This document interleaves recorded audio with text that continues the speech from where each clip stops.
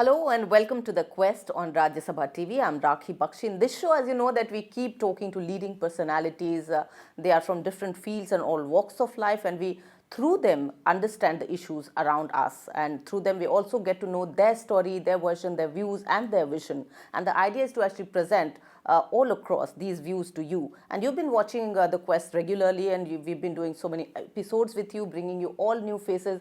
Another very special guest on The Quest on Rajya Sabha TV. He's the Union Minister in Government of India. He's the Minister for MSME, which is also medium, micro and small enterprises. And we talk to Mr. Kalraj Mishra, is the Honorable Minister. Thank you for coming to the show, sir. धन्यवाद जी। तो सबसे पहले बात ये हम शुरू करें कि स्टार्टअप इंडिया की जब बात हुई, खासकर अब आप वर्तमान सरकार में जब मोदी जी इतनी बात कर रहे हैं, खासकर अभी बहुत बड़ा कार्यक्रम भी हुआ और उसमें उत्साह दिलाया गया, लेकिन जब बात ये होती है तो बात ये होती है कि हम जा कहाँ रहे हैं, रास्ता हम कहाँ तय कर रहे हैं, कहाँ से हमने शुरुआत की और हम आगे जा कहाँ रहे हैं। क्या आप बोलना चाहेंगे इसके बारे में?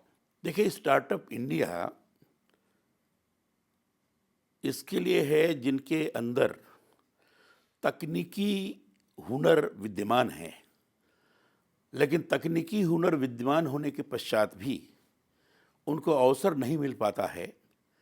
जो भी वो सोचते हैं, जो उनकी इनोवेटिव आइडिया है, उसको लागू करना चाहते हैं, फाइनेंशियल लैकुना के कारण उसको लागू नहीं कर पाते हैं। इसलिए ऐसे लोगों को अवसर प्रदान करने के लिए, वो चाहे आईटी से संबंधित हों और चाहे कम पढ़े लिखे हों तो भी तकनीकी ज्ञान है, ऐसे लोग जो प्रोजेक्ट लेके आए उनको समुचित सहायता सहयोग प्राप्त हो सके, इस दृष्टि से प्रधानमंत्री जी ने ये घोषणा की कि स्टार्टअप इंडिया माने इस स्तर के नवयुवकों को जिनका टैलेंट है, जो कुछ कर सकते हैं, उनको हम अवसर प्रदान करेंगे। वो प्रोजेक्ट बनाएं और उस प्रोजेक्ट के आधार पर अपने कार्य को आगे ले जाएं।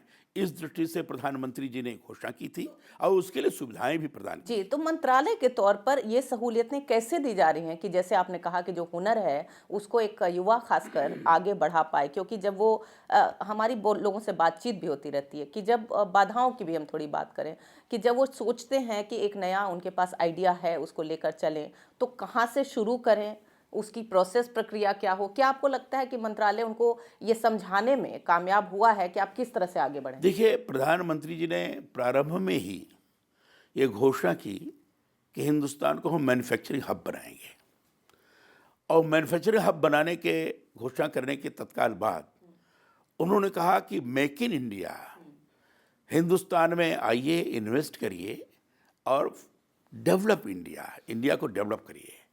इसके लिए उन्होंने स्किल डेवलपमेंट की बात की, ताकि स्किल डेवलपमेंट के आधार पर स्किल्ड मैन पावर ही इस प्रकार का काम कर सकता है।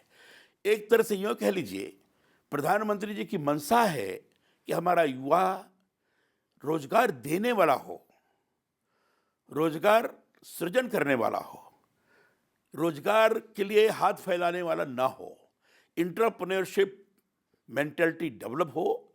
इसके लिए स्टार्टअप इंडिया की बात की गई और वो छोटे छोटे उद्यमी आगे बढ़ करके काम कर सके, इस दृष्टि से प्रधानमंत्री जी की घोषणा थी और इसके लिए अनेक सुविधाएं भी प्रदान की। लेकिन कुछ जो बाधाएं आती हैं, बाधाएं सामान्य तौर पर एक तो फाइनेंशियल बाधा आती है, दूसरी बाधा आती है कि जो सरकारी अनेक प्रकार की उसके अंतर्गत बाधाएं खड़ी होती हैं, प्रक्रियाएं होती हैं और उनको परेशान किया जाता है।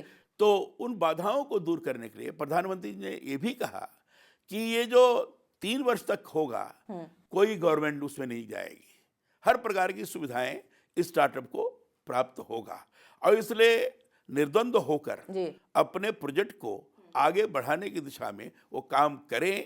यह प्रधानमंत्री जी घोषणा थी जी, क्योंकि ये आइडिया यही है कहीं ना कहीं मंत्रालय का कि विकास की जो इस पूरी प्रक्रिया में युवा भागीदार कैसे बने और किस तरह से वो अपनी एक नई शुरुआत करे एक उद्यमी होने के नाते। तो मैं वहाँ से ही शुरू करूँगी कि जैसे कि वो जाता है और पहले तो क्या उसको प्रक्रिया समझ आती है या नहीं, क्या मंत्रालय ने इसको आसान करने के लिए ऐसी कोई गाइडलाइंस और खासकर छोटे शहरों कस्बों में बनाई है जिससे कि वो समझे कि मैं आगे का रास्ता लूँ कैसे? देखिए, सबसे पहले तो मैं ये कहना चाहूँगा आपको कि प्रधानमंत्री की मंशा के अनुरूप सरकार के मंशा के रूप हमने एक स्लोगन दिया। स्लोगन है कि बेरोजगार से लेकर स्वरोजगार की यात्रा। हम स्वरोजगार लोगों को प्रदान करेंगे और स्वरोजगार प्रदान करने के लिए छोटे छोटे उद्यमी इनको फाइनेंशियल असिस्टेंस कैसे प्राप्त हो, तो एमएसएमई में हमने एक जो उसका लिमिट तय किया है, जो माइक्रो है, छोटा उद्यमी है, उसके लिए 25 लाख रुपए तक का जो मशीन है उसको खरीदने की दृष्टि से होगा। और जो उसके बाद लघु है, स्मॉल जिसको कहते हैं, वो उसके लिए 25 लाख से ऊपर उसको एक तरह से 5 करोड़ तक का प्रावधान है। और उसके बाद मीडियम है, अब तक किस्त ये है 5 करोड़ से ऊपर 10 करोड़ तक का प्रावधान है, इतने ले सकता है। और 1 करोड़ तक का कोलेटरल फ्री लोन देने की बात है। ये आपने अच्छी बात कही कि कोलैटरल फ्री की आप बात कर रहे हैं, क्योंकि कुछ लोगों का ये मानना है कि जब बैंक के पास जाते हैं और जबकि उनको कहा गया है कि लोन मिलेगा, लेकिन वहाँ उनको समस्या ये आती कि कहा जाता है आप कोलैटरल पहले दिखाइए, कि आप पहले वित्तीय आपकी स्थिति है क्या, उसके आधार पर आप आगे बढ़ेंगे, तो शायद कुछ लोग रुक जाते हैं वहाँ। नहीं, फिर परेशानी पैदा होती है, बात सही है। और बैंक के कारणों को दिक्कत जाती है। बैंक सामान्य तौर पर जल्दी देता नहीं है, लेकिन हमने कहा नहीं, 1 करोड़ तक का कोलेटरल फ्री उनको लोन दीजिए। और एमएसएमई ने, हमारे मंत्रालय ने स्वयं उसकी गारंटी ली है। अच्छा। हमने, हाँ, credit guarantee trust fund scheme है हमारी। अच्छा। उस credit guarantee trust fund scheme के आधार पर 75% का कवरेज हम देते हैं। अच्छा, ये अच्छी बात जी है। हाँ, और इसलिए बैंक उसको लोन देता है, कोलेटरल फ्री देता है।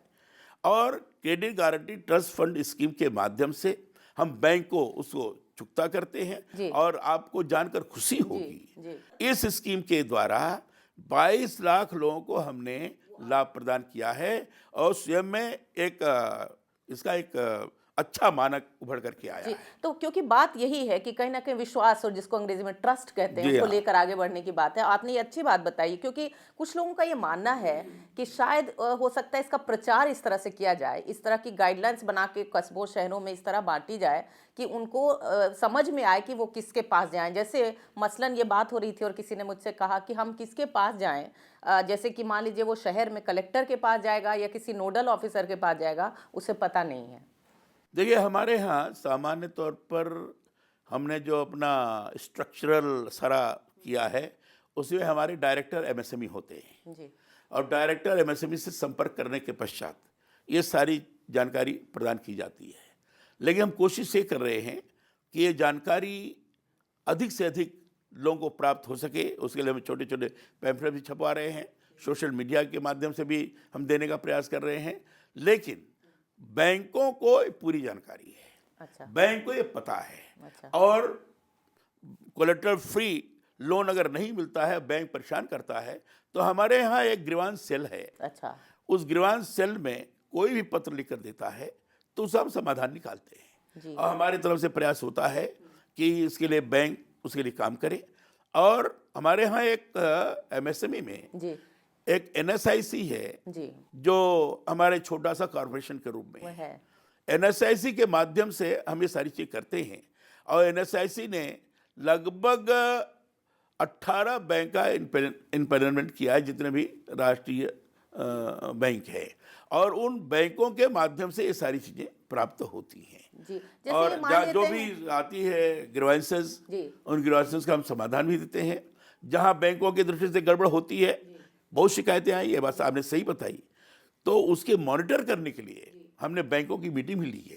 तो क्या आपको लगता है कि एक सुझाव शायद कहीं हो सकता है कि कहीं ना कहीं एक व्यक्ति या एक ऐसी व्यवस्था हो, या तो बैंक में हो या शहरों में हो या छोटे कस्बों में हो, जो एक नोडल ऑफिसर हो या कोई ऐसा यूनिट हो जो इस चीज़ को स्पेसिफिकली देख सके? आपको लगता है ये सुझाव आगे आ सकता है? इसके लिए जैसे हमने कहा ना कि ग्रीवांस सेल है, लोग पत्र भेजते हैं, ईमेल भेजते हैं, सामान्य तौर पर उसका समाधान होता है। और मुझे लगता है कि अगर ऐसी आवश्यकता प्रतीत हुई तो उसको विचार किया जा सकता है।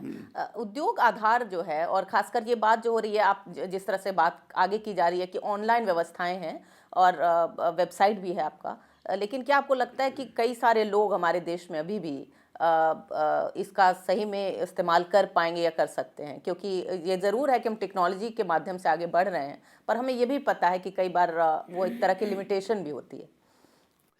आपने ये बड़ा अच्छा सवाल पूछा है और ये बात सही है कि छोटे उद्यमी को रजिस्ट्रेशन के लिए बड़ा भागना दौड़ना पड़ता था, अनेक प्रकार की परेशानी झेलनी पड़ती थी, लेकिन उसके बावजूद भी जल्दी रजिस्ट्रेशन नहीं हो पाता था। बैंकों के द्वारा अनेक प्रकार की क्वेरी करनी पड़ती थी। तो ईज ऑफ डूइंग बिजनेस के आधार पर सबसे पहले तो हमने EM1 और EM2 ऑनलाइन किया था, उससे भी लाभ हुआ था। लेकिन सब होने के बावजूद भी एक कामत कमेटी की रिपोर्ट थी, उन्होंने सुझाव दिया था कि यह रजिस्ट्रेशन का व्यवस्था 1 पेज की होनी चाहिए, ऑनलाइन होनी चाहिए। प्रधानमंत्री जी ने अपने मन की बात के अंदर भी इस बात पर चिंता जताई थी कि बहुत सारे लोग ये शिकायत करते हैं कि रजिस्ट्रेशन होने में बड़ी कठिनाई जा रही है। हमने अपने मंत्रालय को आदेश किया और कहा कि इसके ऊपर विचार करो। 100, 200, 300 पेजेस उन्होंने पढ़ा, क्वेरी किया और आपको जानकर प्रसन्नता होगी कि एक पेज का 20 पॉइंट्स का हमने क्वेरी की और ये आवश्यक जो भी उसके लिए ज़रूरत थी वो किया, उसको ऑनलाइन किया। और ऑनलाइन करने के बाद हमने कहा कि ठीक है, इसको भर दो, और उसको भर देने के बाद जब वो क्लिक करेंगे तो स्वाभाविक रूप से इनका 3-4 मिनट के अंदर रजिस्ट्रेशन नंबर प्राप्त हो जाएगा। मतलब बहुत ही सुलभ वो कराया बहुत आपने। सुलभ करा दिया। उद्योग आधार मेमोरेंडम इसका नाम है, UAM।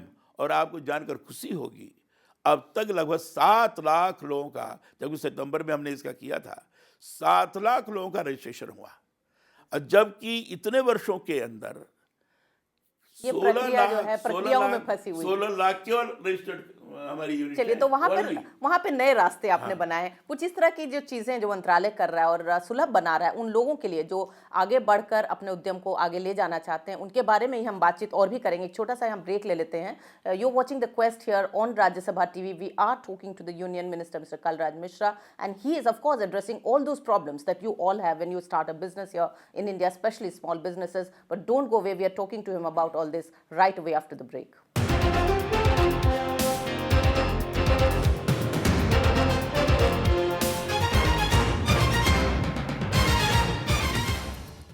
Hello and welcome to The Quest. You are watching this show right now and we are talking to Mr.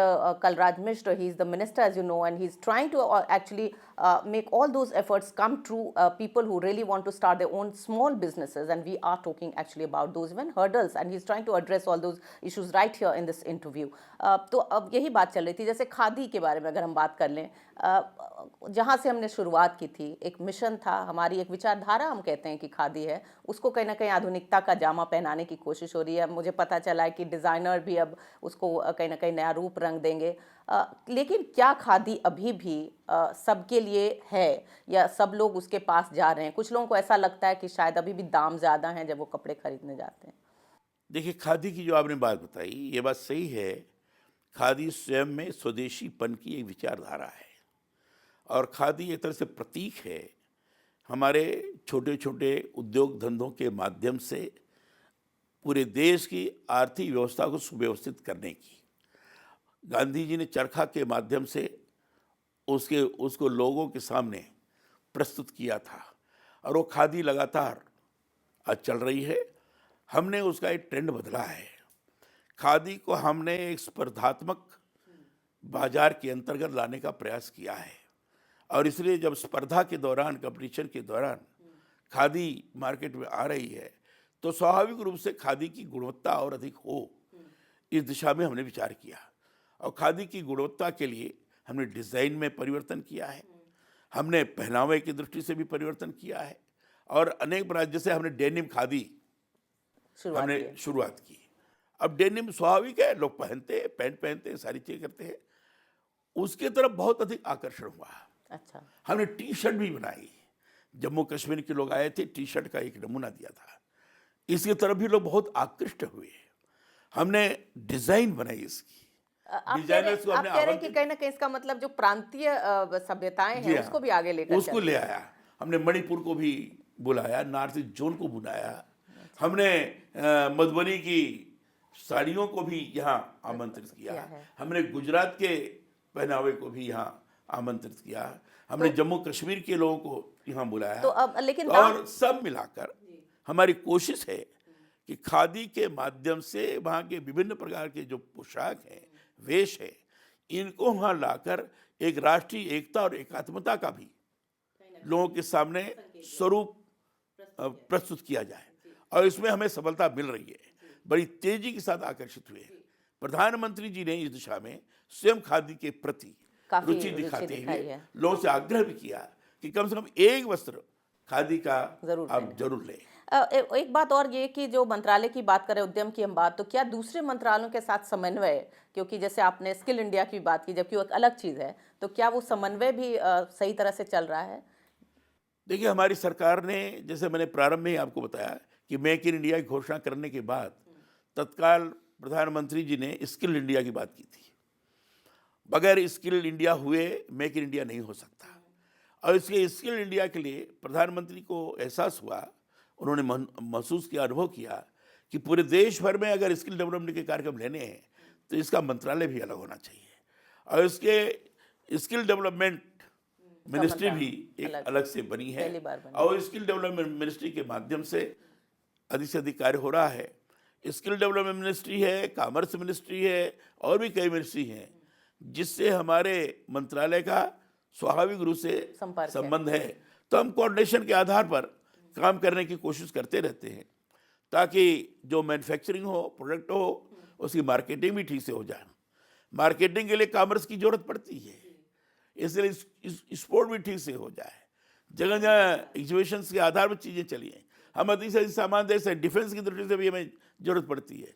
तो चाहे डिफेंस हो, चाहे रेलवे हो, चाहे हेल्थ हो, चाहे कॉमर्स हो, हर दृष्टि से सबका कोऑर्डिनेशन बने, ये जरूरी है। इस दिशा में हमारा प्रयास है।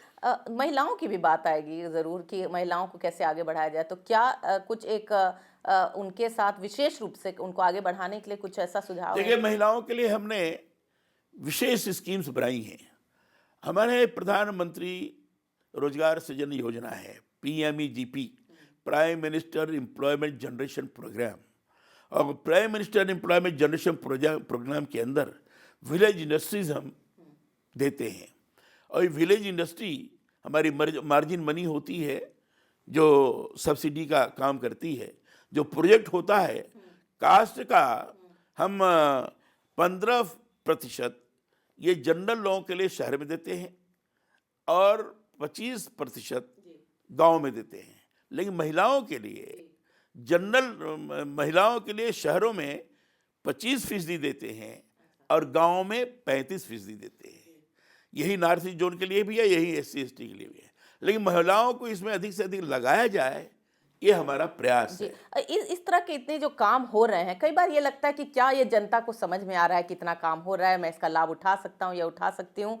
तो तरह तरह के माध्यम है, चाहे वो मीडिया है, जैसे मेरी बात आपसे हो रही है, या फिर सोशल मीडिया है जो आजकल जिस पर बहुत जोर है। तो क्या सोशल मीडिया के माध्यम से ज़्यादा कनेक्ट करने की कोशिश? हमने लगातार सोशल मीडिया का उपयोग किया है और अपने स्कीम्स को सोशल मीडिया के माध्यम से लगातार, अभी भी आप देखेंगे मेरे नाम पर जो ट्विटर होगा, अभी आपको मिलेगा कि हमने जो स्कीम्स बनाई है जी, वो क्या चल रही हैं। और इसमें हमने महिलाओं के लिए, जैसा आपने प्रश्न किया, तो जहाँ PMEGP में हमने सहूलियत दी है, वहीं प्रधानमंत्री जी ने स्टैंड अप इंडिया की भी बात की है। और स्टैंड अप इंडिया में महिला और SC/ST 1,25,000 बैंक, एक SC/ST और एक महिला, दोनों को अडॉप्ट करेंगे।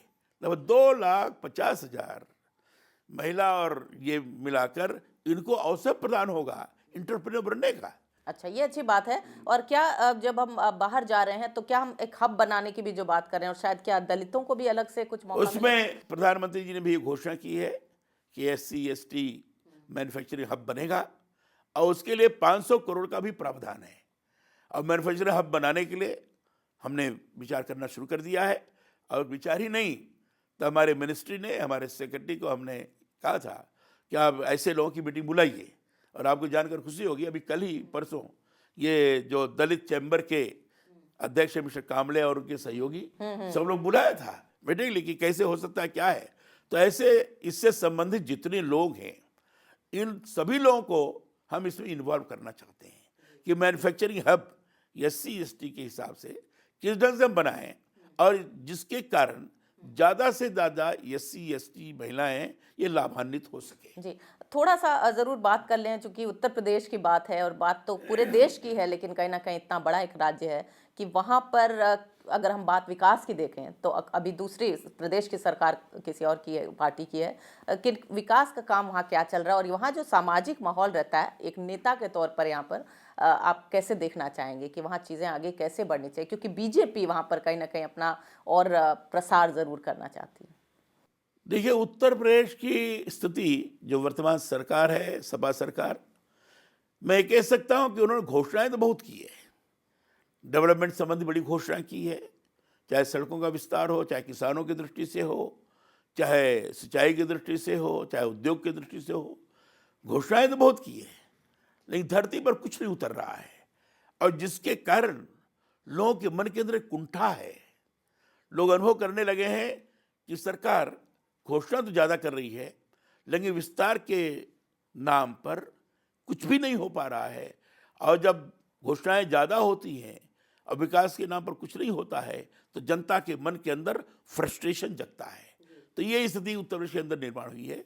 और केवल इतना ही नहीं, तो उत्तर प्रदेश के अंदर कानून व्यवस्था इतनी ध्वस्त हो गई है, चरमरा गई है, कि चाहे माँ बहन हो, वो अपने को सुरक्षित नहीं महसूस कर रही है। और सामाजिक दिन समरसता दहाड़े की भी बात हत्याएं है। हो रही हैं, सामाजिक एक बिलगाव की परिस्थिति पैदा हो गई है। सरकार की नीति भी इस तरीके से है जो सांप्रदायिक बिलगाव भी पैदा कर रही है, और सांप्रदायिक बिलगाव बड़ा खतरनाक है। और इसलिए सब मिलाकर तो क्या मतलब बीजेपी इसको कहीं ना कहीं इसको संबोधित करेगी आगे आने वाले समय में? बीजेपी ने अपने हुकूमत के दौरान विकास के कार्य को तो आगे बढ़ाया ही था, साथ ही साथ लोगों के मन के अंदर विश्वास पैदा किया था कि बीजेपी की अगर हुकूमत होगी तो अपराधी जेल में होगा या प्रदेश के बाहर होगा, लोग सुरक्षित होंगे। लोगों के मन के अंदर सुरक्षा का भाव स्वयं में उत्पन्न हुआ था जब बीजेपी की हुकूमत थी। विकास के कार्य को हमने परिणाम दिया था। मैं स्वयं मंत्री था, मैं कह सकता हूं कि मैं 3 वर्ष मंत्री रहा। उस समय आगे का रास्ता अच्छा देख रहे हो अब आप? 23,000 गांव को मैंने जोड़ा था सड़कों से, पहली बार ऐसा हुआ था। एक अद्भुत कार्य हुआ था जी। और लेकिन पूरे आपको लग रहा है सरकार कि ने आगे अद्भुत आने वाले समय में भी आधार बढ़ेगा आपका, क्योंकि बहुत सारी, चाहे वो संगठन के तौर पर, पार्टी के तौर पर, बहुत सारी चीजें हो रही हैं जो हमें पता चल रही है। हाँ, मुझे विश्वास है कि जनता ने अवसर प्रदान किया तो उत्तर प्रदेश के अंदर विकास की गंगा बड़ी तेजी से साथ प्रवाहित होगी। जी। हम यही बात कर रहे थे कि हम खासकर फिर से एक बार मैं स्टैंड अप इंडिया और स्टार्टअप इंडिया के बारे में बात करूंगी, क्योंकि एक बहुत बड़ा, जिसको कहते हैं कि एक ऐसा समुदाय है, खासकर यूथ को अगर आप देख लें, जो बहुत बड़ा हमारे यहाँ यंग कंट्री हम मानते हैं इंडिया को। तो और क्या आप कहना चाहेंगे कि उनको आगे बढ़ाने के लिए किस तरह के कोई कुछ और अवसर प्रदान कर रहे हो, कोई और ऐसी स्कीम हो जो उनको आगे बढ़ाए? देखिए, हिंदुस्तान में 65% ऐसे लोग हैं जो 35 वर्ष और इसके नीचे के लोग हैं, और इसलिए हिंदुस्तान एक युवा देश है। और युवा देश होने के नाते युवकों के शक्ति का समुचित तौर पर सदुपयोग, उनके प्रतिभा का समुचित तौर पर सदुपयोग, ये बहुत आवश्यक है। और इसीलिए प्रधानमंत्री जी ने स्टार्टअप इंडिया की बात की थी। लेकिन क्या मेक इन प्रदेश इंडिया सरकारें हर वक्त और आपके साथ आगे आती हैं? जैसे मैं किसी एक राज्य की बात नहीं कर रही हूँ, लेकिन बात कई बार ये आती है कि केंद्र जो कर रहा है, और क्या प्रदेश सरकार उसको आगे बढ़ाने में सहायक हो रही है? हम प्रदेश सरकार के सहयोग के बगैर तो नहीं हो सकता। हम प्रदेश सरकार का सहयोग भी ले रहे हैं, और इसलिए प्रदेश सरकार को अधिकाधिक हमने धन भी प्रदान किया है।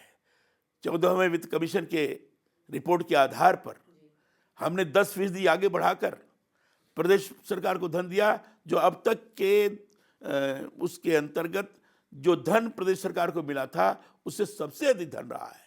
क्योंकि हमें फेडरल स्टेट होने के नाते जी बिल्कुल, हमारी एक जिम्मेदारी बनती है कि प्रदेश को अगर हम बढ़ावा देंगे तभी केंद्र बढ़ेगा, और दोनों का सामंजस्य, दोनों का समन्वय के साथ मिलकर काम करना, ये प्रदेश को विकसित करने की दिशा में आगे बढ़ावा देगा। और जब प्रदेश विकसित होगा तभी देश विकसित होगा। ये हमारी मान्यता है। इस मान्यता के आधार पर हम काम कर रहे हैं, और इसलिए स्टार्टअप और स्टैंड अप दोनों को बढ़ावा देने के लिए युवकों के अंदर एक प्रोत्साहन का भाव पैदा हो, दोनों ठीक से काम कर सके, हमारा टैलेंट बाहर न जाने पाए, यहीं रहे, इसके लिए प्रदेश सरकार को भी केंद्र सरकार की योजनाओं के अनुरूप हम ठीक से उस युवक को सुविधा प्रदान कर सकें, यह कराने का हम प्रयास कर रहे हैं। जी और एक आखिरी में कि जब हम कार्यक्रम समाप्त कर रहे हैं और मुझे खुशी होगी अगर जो लोग देख रहे हैं उनके कुछ सवाल मैंने आपके सामने रखे हैं जिनको आपने एड्रेस भी किया है कि क्या हम विदेशों में ये बात करते हैं कि हमारे लोग बाहर चले जाते हैं और वहाँ अच्छा काम करते हैं, ब्रेन ड्रेन की बात होती है, तो क्या एक आह्वान हो रहा है अभी विदेश जैसे आप जा रहे हैं, बातचीत आगे भी हो रही है कि वो लोग जो यहाँ आकर अपना काम करना चाहते हैं वो आएँ और करें? देखिए, सबसे बड़ी बात तो यह है कि हिंदुस्तान की प्रतिभा अद्भुत है। हिंदुस्तान के नौजवान अद्भुत प्रतिभाशाली हैं और इसलिए ज्ञान का प्रवाह हमारे यहाँ हमेशा रहा है और आने वाला जो समय है ये ज्ञान के प्रवाह के आधार भी चलने वाला है और इसलिए भारत के टैलेंट को दुनिया के लोग अपनी तरफ खींचने की कोशिश कर रहे हैं। पूरी दुनिया भर में भारत का ज्ञान का प्रवाह एक मूर्त रूप स्थापित कर सके, यह लोग कोशिश कर रहे हैं। हमें चाहते हैं कि यह टैलेंट हमारे देश को विकसित करने की दिशा में अधिकाधिक उपयोग में आ सके, उस दृष्टि से हमारा प्रयास है और इसीलिए हमारे प्रधानमंत्री जी ने मेक इन इंडिया की बात की है, इसीलिए हमारे प्रधानमंत्री जी ने स्किल इंडिया की बात की है, इसीलिए प्रधानमंत्री जी ने स्टार्टअप इंडिया की बात की है, इसीलिए प्रधानमंत्री जी ने स्टैंड अप की बात की है, ताकि ये सारी योजनाएं हमारे टैलेंट को, युवकों को साथ में जोड़कर ये विश्वास पैदा करने के लिए कि आज भारत की सरकार, नरेंद्र मोदी जी के नेतृत्व में चलने वाली सरकार सभी लोगों को साथ में लेकर आगे बढ़ना चाहती है और भविष्य में साथ में लेते हुए हिंदुस्तान को एक विकसित देश के रूप में बढ़ाना चाहती है। ये मन के अंदर, भाव लोगों के अंदर पैदा होना शुरू हुआ है, इसलिए क्रमशः लोग हिंदुस्तान में ही अपने प्रतिभा का उपयोग करने की कोशिश कर रहे हैं। यह उसके पीछे का भाव है और मुझे पूरा विश्वास है युवक अपने टैलेंट का उपयोग अधिकाधिक स्टार्टअप के माध्यम से, स्टैंड अप के माध्यम से, छोटे उद्यमी के माध्यम से यहाँ करें। निश्चित रूप से सरकार की तरफ से हर प्रकार का सहयोग प्राप्त होगा, इतना मैं कह सकता हूँ। इतना ही मैं समझता हूँ कि अगर ये दिशा में बढ़ेंगे तो आगे हिंदुस्तान एक विकसित देश रूप में होगा। चलिए, बहुत बहुत शुक्रिया आपसे बातचीत करने के लिए और मुझसे नहीं, मेरे माध्यम से शायद उन सभी लोगों से जो आगे बढ़ना चाहते हैं और कुछ बातें जो और आगे संदर्भ में आएगी शायद समय समय पर आपसे बातचीत होती रहेगी। फिलहाल बहुत बहुत शुक्रिया ये समय देने के लिए और इन सभी बातों को हमारे सामने और सबके सामने लाने के लिए। And that was mister Kalraj Mishra, the union minister, talking also addressing all those issues that sometimes the youth present before the nation, and of course they want to go ahead with their programs and vision, and this interview I feel that should help you in understanding all those issues. So thank you so much for watching this particular episode of The Quest on Rajya Sabha TV. Namaskar once again and bye bye.